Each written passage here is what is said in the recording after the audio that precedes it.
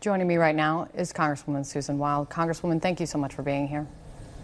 Thank you, Kate, for having me. This is so difficult, but I really appreciate your strength in this moment. I mean, it has only been a month since his death. I was really moved by your words and your honesty there so publicly. How are you feeling now after speaking out publicly this week? It's hard to say. The reaction was far more widespread than I had anticipated. It was something that I was sharing on the House floor late at night, not really thinking that it was something that was going to become a very public thing. I felt the need to speak out on it because my personal way of dealing with crisis and grief is to try to do something of action. But I've been very gratified by the response that I've received from people. And you said even on the floor that you spoke up because you wanted to help others. But that must have been a real struggle to get to that point for you, was it? It was a huge struggle. It was something that I started thinking about a couple of days before I realized we were coming up on the 1-month anniversary of his death. And I wasn't sure, even as I sat on the House floor and we were doing legislative business, that I was going to go through with it. It was really right up to the last minute. I wasn't certain I could do it. When was the moment that you decided that you wanted to share, that you wanted to speak out, that you wanted to try to help?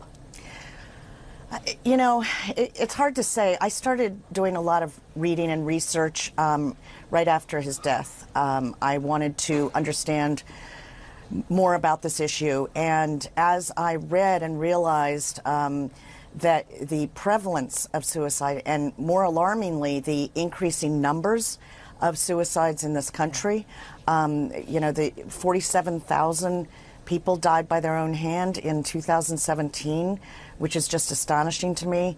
And the percentage increase has gone up in every single state. You know, I was really, we've all heard about veteran suicide, and I had a lot of concern about that. We've heard of the rising rates of suicide among teens. I hadn't really realized how much it affected people who shouldn't necessarily have a care in the world. And that was what really made me want to speak out, because I want to be an educator. I want to learn as much as I can about this subject and help others understand, especially the people around someone who may be feeling suicidal. Congresswoman, this is so hard to ask. Would you like to talk about your partner? Is there something that you want people to know before we end? I'd like people to know that he shouldn't be remembered just for this. He was an incredibly kind and compassionate person who cared deeply about his family, my family, and was incredibly intelligent. And this should not have been something that happened, and I want to make sure that it doesn't happen to other people. Thank you so much for your strength in coming in. Thank you, Kate, for having me.